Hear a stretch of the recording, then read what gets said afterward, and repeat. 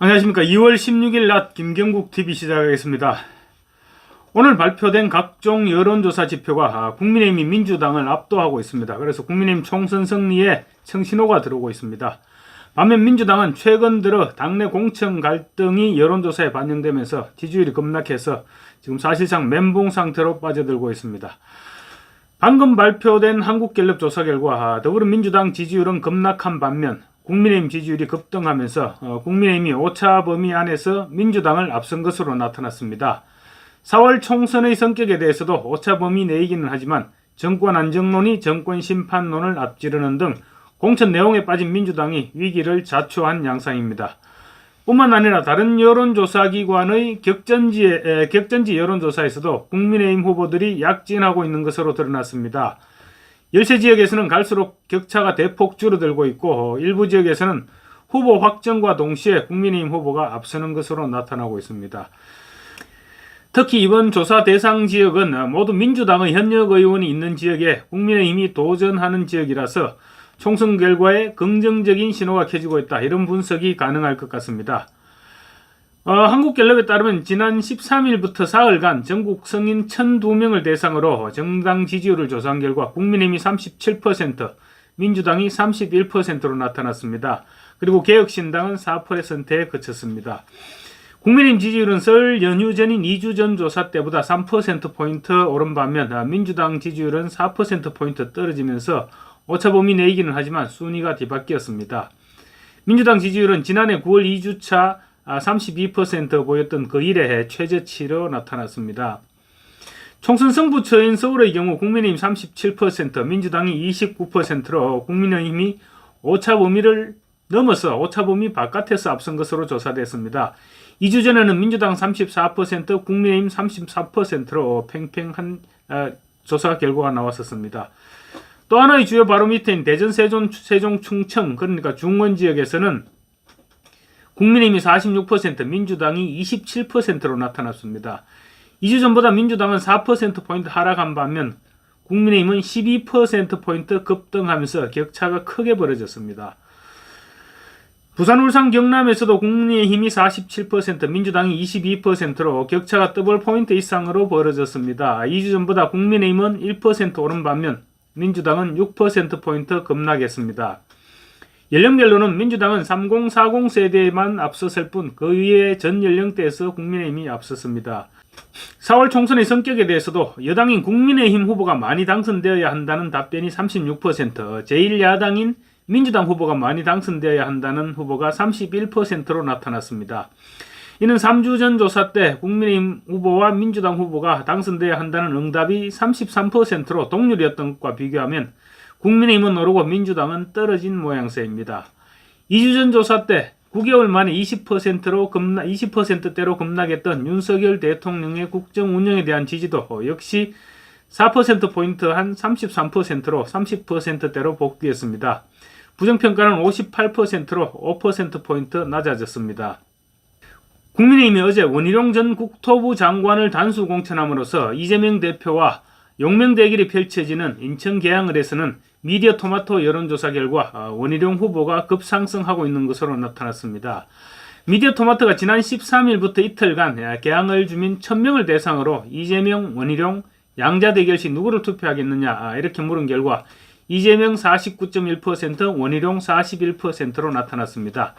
원 전 장관의 경우 지역구에서 국민의힘 지지율 35.2%보다 5.8%포인트가 높게 나왔다는 점에서 중도층에 대한 소구력과 함께 저변 확대가 기대되고 있습니다. 같은 기관에서 지난해 12월 9일부터 이틀 동안 실시한 여론조사에서는 이재명 후보가 48.5%, 원희룡 39.3%였습니다.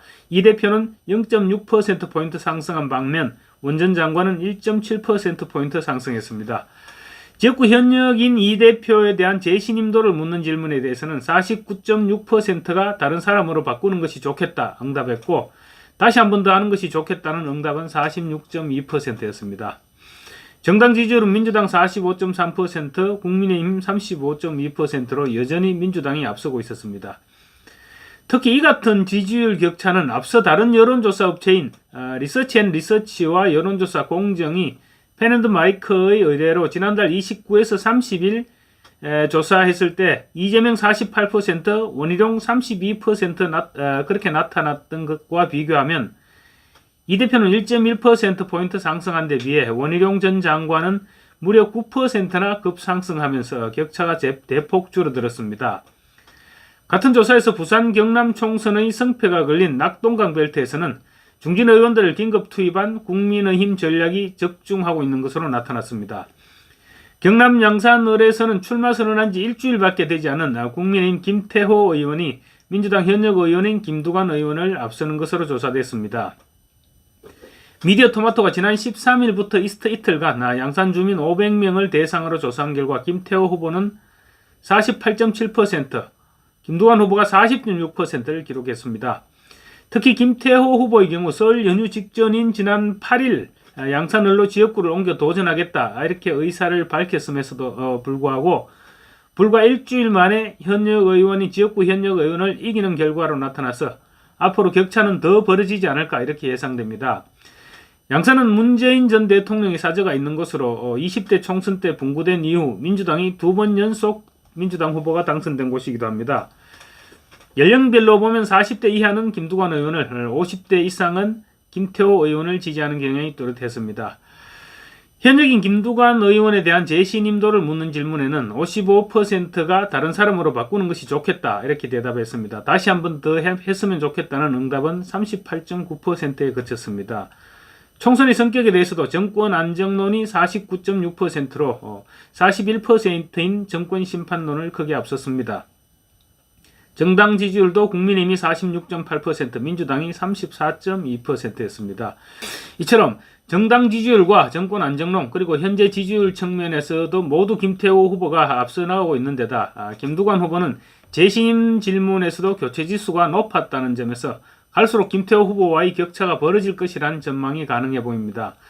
특히 김태호 후보의 경우 선거의 귀재라고 불릴 정도로 스킨십이 뛰어났습니다. 그래서 선거운동에 탄력이 붙게 되면 낙성이 가능하지 않겠느냐 이렇게 전망됩니다. 낙동강 벨트 상류 지역인 양산갑에서는 현역인 윤영석 의원이 우세가 예상되는 만큼 양산갑을 지역에서 국민의힘이 선전하면 인근 북강서갑 그리고 김해 쪽으로도 파급 효과가 있을 것으로 예상됩니다. 최대 격전지로 예상되면서 관심을 끌고 있는 서울 중성동갑 여기서도 국민의힘 윤희숙 후보가 약진하고 있는 것으로 조사됐습니다. 펜앤더마이크가 여론조사 전문기관 리서치앤리서치와 여론조사 공정에 의뢰해서 지난 13일부터 이틀간 성동갑 거주민 500명을 대상으로 실시한 조사 결과에 따르면 임 전 실장은 39%, 임종석 전 청와대 비서실장입니다. 그리고 윤희숙 전 의원은 37%를 기록했습니다. 2%포인트 차이입니다. 중성동갑의 경우 민주당의 강세가 두드러지는 지역입니다. 그래서 2%포인트 차이의 여론조사 결과는 윤희숙 후보가 엄청난 속도로 추격을 하고 있는 것으로 분석할 수 있습니다. 특히 정당 지지도는 민주당이 41%, 국민의힘이 35%인데 임종석 전 비서실장의 경우 정당 지지도에도 미치지 못하는 지지를 얻고 있는 반면 윤희숙 전 의원의 경우 정당 지지율을 넘어서고 있어 중도층을 상당 부분 흡수하고 있다 이렇게 분석할 수 있습니다.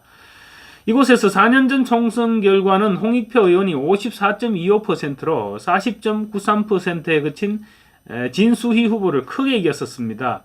이 때문에 윤희숙 후보가 오차 범위 내에서 접전을 벌인다는 것은 높은 경쟁력을 반영한 것으로 분석할 수 있을 것 같습니다.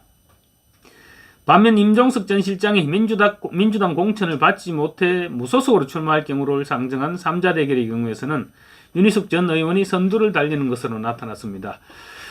그런데 민주당은 최근 중성동갑 민주당 후보 적합도를 조사하면서 임종석 후보 대신에 추미애 전 법무장관을 집어넣은 사실이 드러나서 민주당의 공천 난맥상 더욱 부각될 것으로 전망됩니다. 임종석 전 청와대 비서실장 대신 최근 들어 윤석열 정권 탄생 친문 책임론을 거세게 제기하고 있는 추미애 전 장관을 공천할 경우 친명 친문 간 갈등이 최고조로 치솟으면서 지역 총선에서 악영향을 끼칠 것이라는 전망이 가능해 보입니다.